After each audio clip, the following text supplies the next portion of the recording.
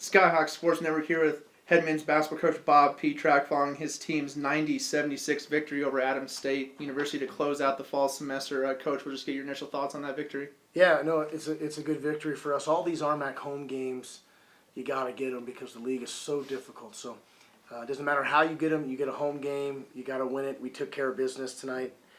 Really credit Adams State. They always play us hard. This is a good rivalry, a good clean rivalry game. And the games are always hard fought. So credit them. I think Coach Caton does a great job coaching there. So with our team, we did not guard as well as we wanted to in the first half. Thought we had much better energy in defensively in the second. And then offensively, we really attacked the paint on a smaller team. And I thought we really dictated the tempo in the second half. And I thought that was the difference in the game. Riley, I mean, you've scored 20 or more points in every game so far this year, but are you taking as much satisfaction in that as you are seeing a guy like Junior do what he did in the second half with all those threes for you today? No, I'd rather see my teammates obviously do better. I mean, they play such a key role, and they've stepped up such an immense amount for them being freshman class together. So they're helping us all the way through. So definitely, I'd like to see them grow and continue to gain confidence as we go. Bob, how tough is it to put together the kind of offense that Riley's had for you so far in 2019? I mean, what has he had? How many games in a row? I mean, 11 straight games. 21 plus. Yeah, and then you take it's been every game we've played. But Farris will be the first to tell you it's what everybody has a role on the team, right? So whatever your role is, mine's to be the leader of the team. Farris needs to be our leading scorer most nights, and he has been. I think pretty much every time except Akuel got him maybe once. But with Farris, that's you got to remember, he had a season-ending injury last year. We didn't know exactly what we were going to get. Anytime a young man misses a whole year. But he's been special good in the first half of the season. And it's just, I still feel that he's just beginning to be as good as he can be. I mean, that's how special talented he is. And we've seen defensively, he's gotten better the last 3 games.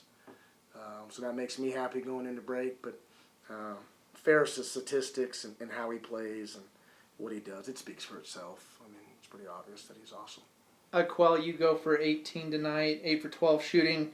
More like the Akuel that we had seen the first 5 weeks of the season after kind of a tough road trip down in South Dakota. Just what was it today about just you being able to get back on track and provide that secondary scoring with Farris? I mean, we just came off a loss last week, and I feel like I played horrible. Where I feel like I didn't help my team, so this whole week I just focused on how I could help my team win. And that's what we did. Junior, 3 really big threes. I know Coach really liked that last one that you had to kind of really put the game away. What do you like about those big moments of the game? I just enjoy the fact that I can propel the team and give them that boost of energy because I feel like that's my role in the team. So any chance I get to step up in that moment, I'm definitely going to seize it. For you guys as guards, just how tough was Juwan Green for Adams State today? He's a very good player because in transition he's extremely quick and he's very shifty. So it was kind of tough to stay in front of him at times because he was slithering right past you. Yeah, so he's a pretty good player.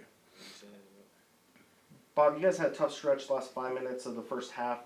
Did you feel like maybe it was a little bit too much individual basketball for you guys those last 5 minutes? Yeah, we've been really preaching trying to move the ball. And we had a funky lineup in too. And so when a guy gets 2 fouls in a game that we're not trailing in the first half, I have a tendency to philosophy-wise to sit that player unless if the game was going the other way, you throw him back in. So we had no Garrick, we had no Whitman, and things got a little shaky there. But when we're at our best is when we're playing with extreme structure.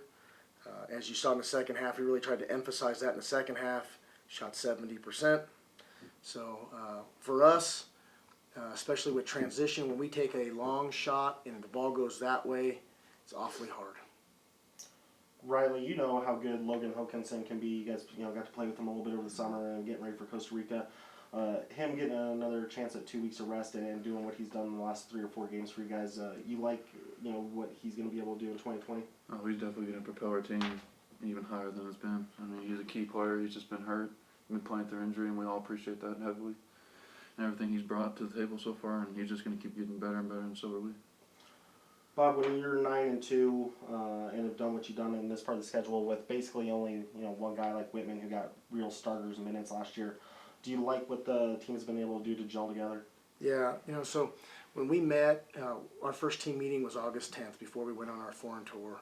And I told the guys, listen, we have a collection of talented players on a roster. We just got names on a roster. And how quickly can we take those names and become a team?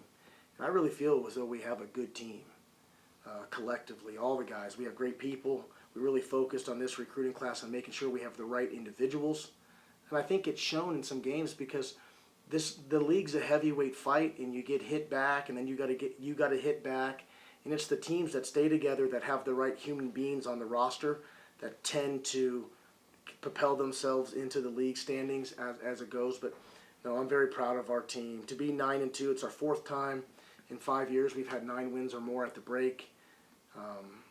So this league is just going to get harder and more difficult, but that's for everybody. So our young kids have grown up. Our older guys have carried us at times, and now I think we'll be older, more experienced, and ready for the second semester. The conference has changed a lot over the last 5 or 6 years, but Metro State's always, one of those names that everybody thinks synonymously with the Rocky Mountain Athletic Conference. To have a game like that to prepare for at home, coming off break, is it going to be extra motivating for the guys? Well, I think so, but truly every game in this league is that way. But no, Metro's very good, obviously, and they're well coached. And when they come here to Durango, they have a lot of name credibility, and as they should. I mean, look what they've done since the Dunlap era and then all the way through. So we've always enjoyed playing them and know that they enjoy playing us, and it's a big game, and it's a big game for Durango. But this break will be good for our team as we heal. And some of the young guys, and they don't know this, but when it's so much different than high school, and they'll get a little bit of a break now, and I think we'll come back stronger than ever. How important is a game like this then before going into break? A swing game could be 2-3 in conference, 8-3, looking at Metro coming in on Sunday or on Friday the 3rd. Been thinking about it for 7 straight days. It's on our mind. It's on my mind. It's on the staff's mind. This league, man, it is so competitive, and there's so much parity. Anytime you're over 500, you're doing pretty good. I mean, look at some of the teams. There's some teams under 500 in our league that are really good teams. So every time you can get a league win, it's critical. And we only got 7 of them last year. We already got 3. So, but this team's going to be fun in the second half, and there's so much that can happen in the league. What our goal is just to take it game by game. You got to make sure you take care of home court, and then from there see if you can steal some on the road, and should be a really fun winter. All right, gentlemen, Merry Christmas.